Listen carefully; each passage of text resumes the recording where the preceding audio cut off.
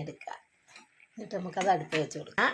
വെളുത്തുള്ളി, ജീരകം, പിന്നെ ഞാൻ കാന്ത എല്ലാം കൂടെ അരച്ചെടുത്ത് ഇതുപോലെ കുമ്പളങ്ങയ്ക്കകത്തേക്ക് ഒഴിച്ചു കൊടുക്കാം.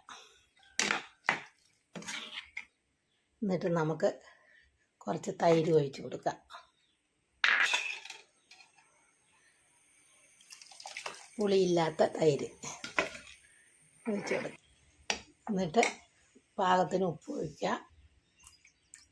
കുറച്ച് ഉലുവാപ്പൊടി ഇട്ട് കൊടുക്കുക. ഒഴിച്ച് കൊടുക്കുക.